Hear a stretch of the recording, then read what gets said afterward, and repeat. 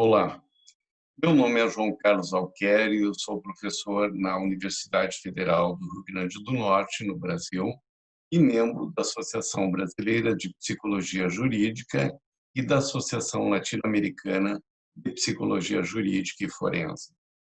A apresentação nessa temática será sobre processos instrucionais para ensino de psicologia jurídica. Nesse sentido, vou trazer a vocês algumas informações sobre aquilo que se está estabelecendo enquanto prática de ensino do processo pedagógico, tanto para alunos de graduação, cursos de psicologia nas universidades, quanto para alunos de pós-grados ou mesmo profissionais, no que diz respeito a cursos referentes à especialização e de capacitação profissionais. Nessa temática, procure estabelecer que aquela dificuldade básica do ensino de avaliação psicológica, ela é relacionada, em geral, por um processo bastante, digamos assim, tradicional de ensinar instrumentos ou ensinar o manejo de instrumentais enquanto processos de avaliação de construtos psicológicos. No entanto, para quem vai iniciar a carreira ou mesmo seguir o processo avaliativo no ponto de vista pericial, existem alguns aspectos a serem considerados nesse processo. É sobre esses aspectos que a presente exposição vai tratar. Ela trata do uso de novas tecnologias ou chamadas tecnologias de ensino ativo para ministrar conteúdos de avaliação psicológica ou mesmo de processos relacionados ao aspecto referente ao desenvolvimento de mecanismos de ensino, tanto da psicologia jurídica quanto forense, no conceito mais tradicional.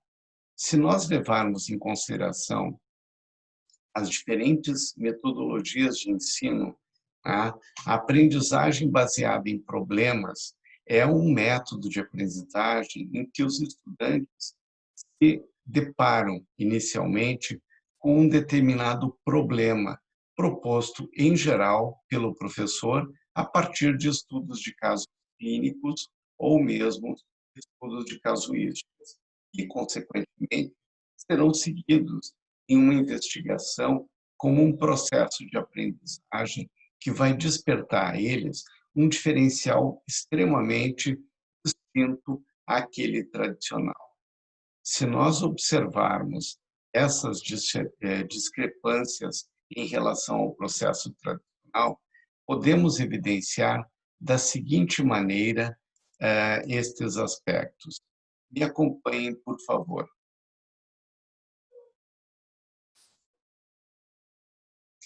Se obtermos aqui um comparativo entre a aprendizagem tradicional e a aprendizagem baseada em problemas, observaremos que existem aspectos bastante distintos. Enquanto que na aprendizagem tradicional se parte daquilo que é importante saber, e essa importância está sendo calcada num processo mnemônico, e que este processo pode se valer de casos, problemas ou de exemplos ilustrativamente. A aprendizagem baseada em problemas parte de um problema real, que é escolhido e dinamizado pelo professor e que a partir, em vez da memorização, mas da identificação dos aspectos prioritários do mais importante. Nesse contexto, ensinar a resolver um problema é mais importante do que mostrar como resolver este problema. E esse é um aspecto que na avaliação psicológica se mostra extremamente importante. Por quê? Quando nós olhamos um processo avaliativo, nós entendemos ele, a partir de sua definição, como um processo que permite identificar, em medida ou grau, critérios, metas ou mesmo objetivos para caracterizar aquilo que nós definimos como aspectos psicológicos ou comportamentais. A partir deles, a gente pode aportar, então, elementos decisionais. Sobre estes pontos, nós podemos dizer sobre o que eles se referem, e essa referência traz, então, ao aluno o aspecto do que poder fazer. Como objetivo, um processo avaliativo procura estabelecer elementos capazes de levar à ocorrência de um nexo explicativo ou mesmo compreensivo dos fenômenos psicológicos relacionados àquilo que for o ponto de demanda ou o motivo da avaliação. E ao considerarmos estes aspectos, nós podemos entender que para o aluno estabelecer o que é mais importante ou não num aspecto avaliativo ainda é um cenário bastante árduo, que é pela sua inexperiência no contexto. Então, se pudéssemos utilizar a experiência de profissionais e, a partir dela, definirmos um conjunto de procedimentos técnicos e metodológicos que levam os alunos a estabelecer um aspecto de encaminhamento ou mesmo de desenho daquilo que será o processo, nós teremos, então, algo extremamente benéfico no que diz respeito a estabelecer quais serão as metas e ou prioridades. No que diz contexto ao nosso trabalho, enquanto profissional de avaliação psicológica e professor, tanto na graduação quanto no pós-graduação, mestrado e doutoramento, a maior dificuldade dos alunos está exatamente em estabelecer prioridades. Essas prioridades necessitam ter uma constância de procedimentos metodológicos, que uma expertise que demonstre uma capacidade do aluno de estabelecer o que é mais relevante ou não ao processo avaliativo. Pois bem, a isso não tem outra forma que necessariamente caracterizar o que vai ser um processo importante. Se me permitem, eu posso demonstrar para vocês, naquilo que diz respeito à sequência deste processo, tá? A seguinte descrição esquemática. Quando iniciamos os aspectos de desenvolvimento em curso sobre o auxílio do ensino baseado em problemas, nós pautamos eles a partir de uma sequência. Essa sequência tem 6 pontos. Ela inicia com um problema.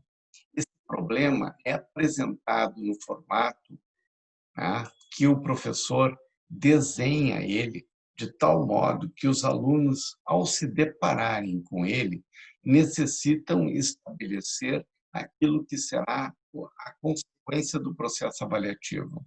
Então, se olharmos, logo em seguida da apresentação do problema, os alunos vão ter que, então, definir aquilo que serão as estratégias para a abordagem desse problema.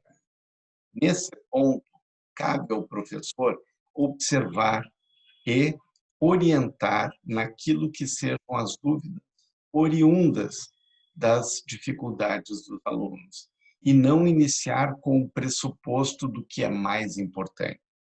Os alunos vão estabelecer metas a partir de um conjunto de estratégias de discussão. Como podem observar, trata-se de um cenário coletivo e não individual de aprendizagem. E esse é um aspecto extremamente importante no que diz respeito a estabelecer um processo de aquisição de habilidades e discursividade no que diz respeito ao ensino e aprendizagem. Por meio de brainstorms, os alunos, então, vão escolher aquilo que poderia ser uma proposta de resolutividade ao problema apresentado. Uma vez que eles definam esta resolutividade, eles traçam estratégias de obtenção de resultados, com vistas a obter, então, a solução desse problema apresentado inicialmente. Uma vez que essas estratégias estão sendo crivadas num processo de relação entre os grupos, tá? Vai ser possível intercambiar informações com o professor e o objetivo que é o objetivo principal. Então, em diferentes momentos, se podem corrigir as rotas que os alunos vão desenvolver a sua temática, mostrando para eles o quanto se podem diferenciar daquilo que foi preconizado e o quanto se pode perseverar naquilo que é o mais importante de uma coisa. Logicamente, na sequência, eles precisam demonstrar soluções e avaliar os seus resultados, tendo em vista esta possibilidade de solucionar o problema apresentado. Isto pode parecer simples e fácil para com alguma experiência, no entanto, para os alunos que se deparam com uma causuística pela primeira vez, a discussão é longa e o processo pode ser, digamos assim, um tanto quanto bastante discursivo em relação às suas objetividades.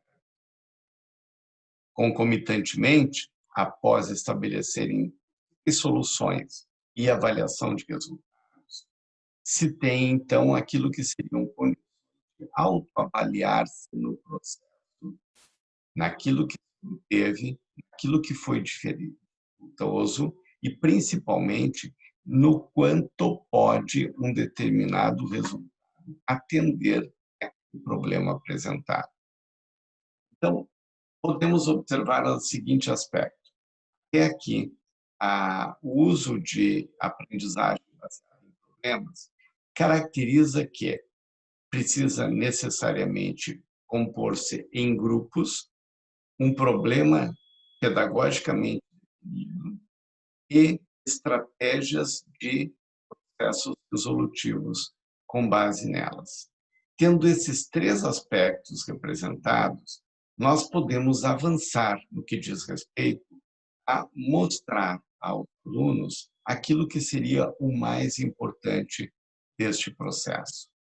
Essa demonstração leva a que estes alunos possam ter alguma competência em relação a possibilidades de materiais e métodos para o caso. Parto do princípio, em nossos trabalhos, três grandes aspectos precisam ser contemplados. Inicialmente, e não menos importante, as normas legais e referências técnicas normativas preconizadas por todo o contexto nacional. Estou falando de códigos legais, estou falando da Constituição, estou falando de Código Penal, Código Civil, estou falando das resoluções dos colégios oficiais de psicólogos e, principalmente, estou falando de artigos científicos na área de psicologia. Estes aspectos normativos, técnicos e legais preconizam o que fazer do processo. Então, antes de qualquer exemplo ou qualquer casuística ministrado ao grupo, eles revisam aquilo que está na atualidade das normas e referências legais. Fazendo isso, eles têm consciência do que é exposto pelo aspecto técnico-jurídico e, logicamente, científico. A partir de então, refere-se a um conjunto de materiais cujo aspecto está centrado no processo jurídico. Nesse caso, o que cada casuística solicita. Qual seria o objetivo do trabalho do psicólogo? Como esse objetivo pode ser obtido? De que maneira este trabalho técnico pode possibilitar informações a uma tomada de decisão? Então, para isso, o trabalho do professor se torna extremamente meticuloso. Primeiro, porque ele é baseado em casuísticas topificadas. O que serão? São casos clínicos já atendidos, são desmembrados e parcializadamente informados aos alunos. Consequentemente, eles têm ideia de qual foi a demanda, quais os aspectos de identificação do cliente e, principalmente, como se dá o aspecto de leitura jurídico. Este é o primeiro ponto sobre o qual o trabalho de um psicólogo forense ou jurídico se embasa: ler o processo judicial. Sem essa leitura e sem uma leitura atenta de aspectos anteriores, normas e referências legais, e posteriores, métodos e técnicas psicológicas, se tornam fragilizados, porque pode ter o seu emprego, digamos assim, pouco amparado ou legitimado. Nessas casuísticas, eu apresento, em geral, pontos relativos à demanda, aos quesitos ou questões jurídicas formuladas pelo juiz ou pelas partes, apresento resultados avaliativos anteriormente conduzidos, quer sejam por peritos ou por assistentes técnicos, de modo que aqueles alunos tenham ideia do que se sucedeu e, a partir disso, precisam tomar uma decisão com base na demanda amparada nas normas e referências. A sequência desses aspectos leva, indubitavelmente, aos métodos e técnicas psicológicas que o profissional psicólogo deve garantir e empregar no seu aspecto avaliativo. Então, tanto faz são os instrumentos ou as técnicas psicológicas, o psicólogo deve amparar-se aqui nos indicadores técnicos científicos, quer sejam os artigos embasadores das normas que legitimam o uso dessas técnicas, quer seja nos aspectos, digamos assim, descritivos de comportamento dos envolvidos no processo. A escolha de instrumentos, a definição, a valoração desses instrumentos, principalmente o uso de seus resultados, está neste terceiro ponto garantido. Logicamente, como o aluno vai poder tomar essa decisão? A partir de um consenso entre pares. Esse consenso é pela equipe de discussão do brainstorm. Então, uma das características é levada à solução de problemas, enquanto objetivo da aprendizagem baseada na resolução de problemas. A outra está em estabelecer, digamos, um processo decisório, sendo este embasado por informações técnico-profissionais da categoria. O brainstorm, as discussões de grupo, os processos de relação desses resultados se tornam consequência deste primeiro ponto.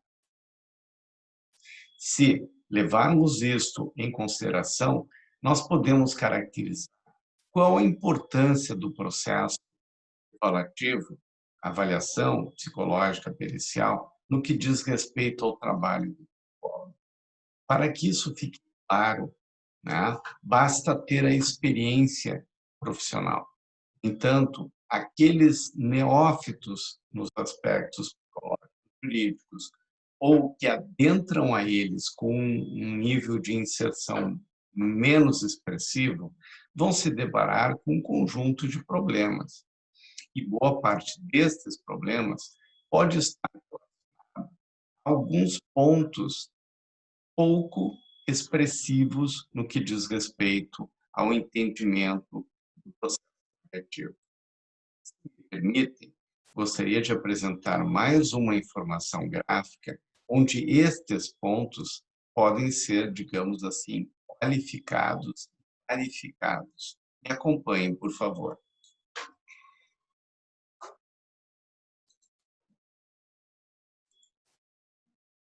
A estrutura de um processo avaliativo pericial pode compor três grandes grupos de informações.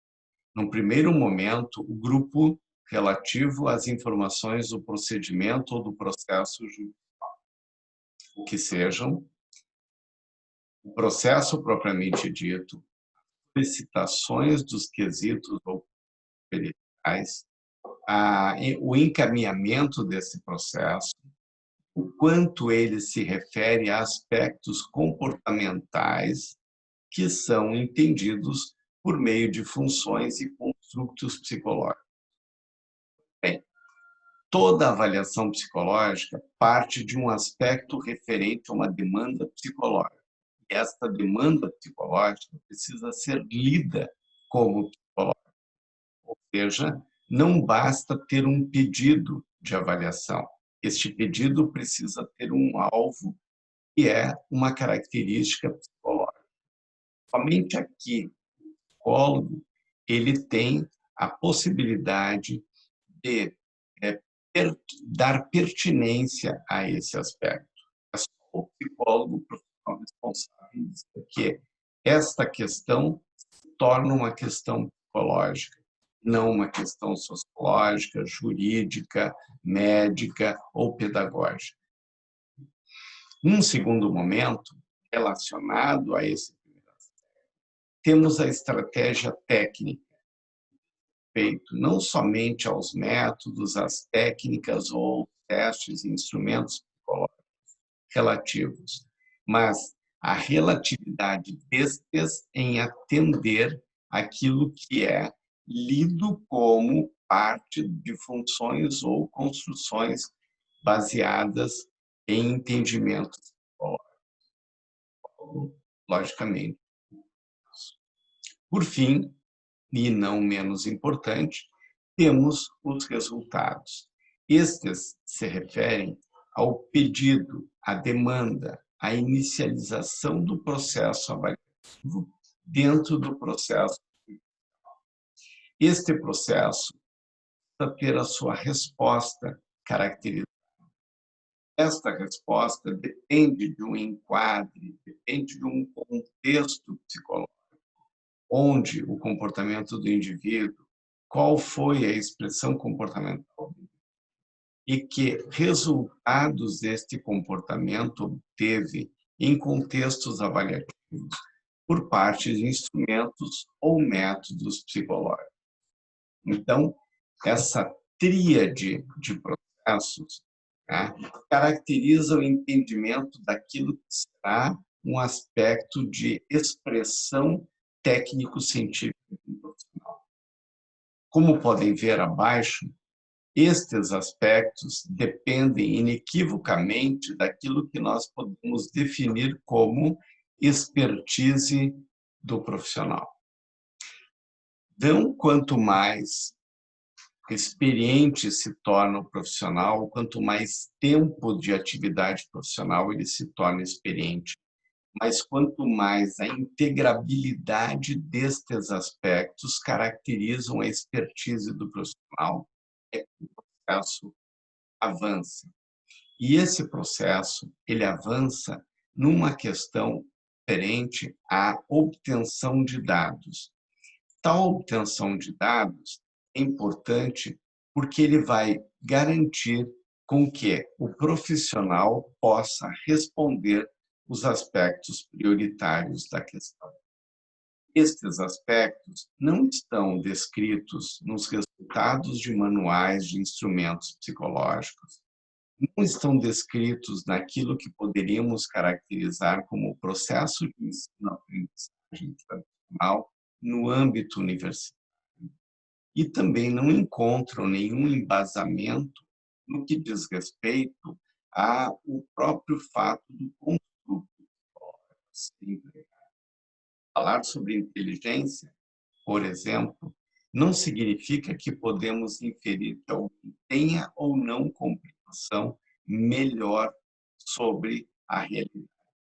Então, quando nós somos solicitados a nos pronunciarmos enquanto profissionais, os somos solicitados a pronunciar enquanto comportamento na realidade. Construtos, teorias, bases, resultados de instrumentos não operam num conceito de expressão de respostas sobre o comportamento. O comportamento é muito mais do que as características motivadoras, quer sejam elas individuais ou sociais, quer sejam elas decorrentes de um aspecto evolutivo ou ativo da personalidade.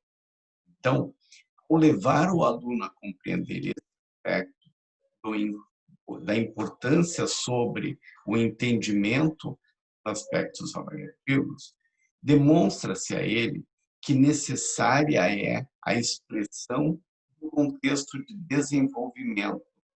Contexto este que implica em conhecer quais serão os aspectos mais importantes daquilo que é o desenvolvimento psicológico, evolutivo de um indivíduo, em qualquer etapa do seu processo.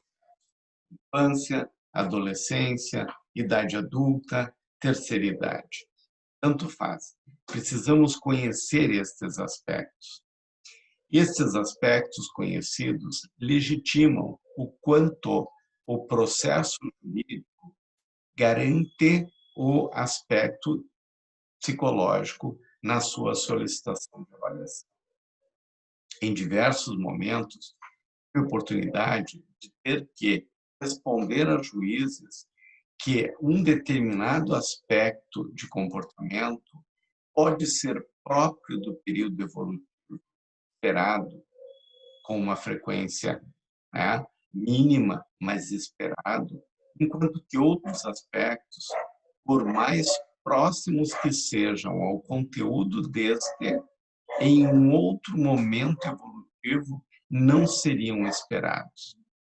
Se lembrarmos de características de desenvolvimento. Vamos observar, por exemplo, que para uma criança é esperado reações emocionais descontroladas, dependendo da idade. Para um adolescente, essas reações já não são esperadas ou aceitas com alguma frequência agressiva e são intoleravelmente percebidas quando de um indivíduo adulto e muito menos contempladas no transcurso da pesquisa. Então, como podemos observar, padrões de comportamento devem se modificar ao longo do processo. Pois bem, ao adentrarmos no estudo de um processo evolutivo em aprendizagem baseada em problemas, ativizamos essas características e tomamos como marcas 4 pontos fundamentais e me permitam demonstrar isto numa apresentação. Primeiro aspecto, o processo jurídico. Sem ele, nós não temos uma demanda expressiva do que é necessário, importante, legítimo daquilo que é a avaliação ou acompanhamento. É o processo jurídico que caracteriza qual e o que, em termos de magnitude, será evidenciado. A estratégia avaliativa que é o segundo ponto, entra naquilo que teríamos descrito anteriormente como brainstorm. Os alunos são convidados, então, a expressar de que forma e como traduziriam um processo avaliativo, digamos, para contemplar aquilo que é o processo ou solicitado num processo jurídico. Então, estas estratégias avaliativas, elas tomam como base o amparo da estratégia e, logicamente, visando determinados resultados para se tomar uma decisão. Pode-se verificar aqui que, entre o processo e os resultados, temos um grande universo. Primeiro que se instaura aqui o universo psicológico. Esse universo psicológico ele é diferente do universo jurídico. No universo jurídico, se procura ter uma resposta. Foi responsável ou não foi responsável por isso? Apresentou condições ou não apresentou condições? Entender as consequências dos atos. Enquanto que na estratégia operativa, eu me cerco de instrumentos, técnicas e métodos capazes de me levar à obtenção de resultados. São estes resultados que vão me dar conta de poder atender a essa solicitação. Então, quais seriam os resultados do processo avaliativo? Quantos indicadores de um determinado teste psicológico podem estar relacionados a esta demanda anteriormente definida na estratégia evolutiva e que busca atender a solicitação processual jurídica? Fazer essa, digamos, síntese do processo implica, sobremaneira, uma expertise profissional. No entanto, como sabemos, os aspectos periciais não culminam nos resultados. Eles sim culminam na resposta sobre questões formuladas juridicamente. Assim como dizia anteriormente, ele tinha consciência dos seus atos ou ele não tinha consciência dos atos. Esta é uma questão, um quesito jurídico. Como eu respondo? A partir dos resultados. Mas esses resultados são inerentes, consequentes a um processo praticado que decorre daquilo que é a solicitação de base. Então, saber responder este ponto significa a consequência de todos os anteriores. A isso, explicar a um aluno de graduação ou mesmo a um profissional com parca experiência no contexto avaliativo se torna bastante difícil. E este é um aspecto que nós, enquanto professores de avaliação psicológica, temos a obrigação de tentar responder esses pontos. Porque esses pontos caracterizam o cenário de decisão do profissional. Por onde ele tomará essa decisão? Se nós observarmos que aquilo pregoa a aprendizagem de problemas, nós, inexoravelmente, garantimos que ensinamos um processo e não uma contagem de dados ou resultados. Os resultados de testes psicológicos demonstram os resultados num determinado aspecto. Eles não necessariamente demonstram como essa medida pode ser equivocada, de que maneira ela está limitada e qual seria o grau de veracidade adequado a esse contexto da medida. Mais do que a medida, nós, psicólogos, vamos demonstrar que este processo de adaptação comportamental é um processo de dupla mão, onde tanto os indivíduos recebem informações do ambiente, quanto ao demonstrarem os seus resultados no ambiente, eles reforçam esse primeiro. Entender que isso é uma consequência e não uma causa de atos, é um primeiro ponto para alunos de psicologia jurídica. Poderíamos caracterizar basicamente que o processo avaliativo ele tem uma série de consequências em que, inequivocamente, cabe ao profissional guardar. E o estudo baseado em problemas, ele tem, dentro das metodologias ativas atualmente disponíveis, como sendo uma proposta que permite tanto habilidades, competências técnicas, quanto ações de intervenção e otimização de conteúdo temáticas. É possível entender orientar acadêmicos e profissionais, quer sejam eles na graduação ou na formação continuada, com esse tipo de metodologia, possibilita um incremento valorativo naquilo dado para o desenvolvimento de competências e habilidades técnicas. Logicamente, todas as metodologias têm vantagens e desvantagens. Comparativamente ao contexto instrucional hoje, o ensino baseado sobre problemas tem uma grande vantagem do processo tradicional de ensinar, tanto construtos quanto a operacionalização de instrumentos. Buscar uma solução que não é única, ela é construída no que diz respeito ao trabalho e ao processo de aprendizagem.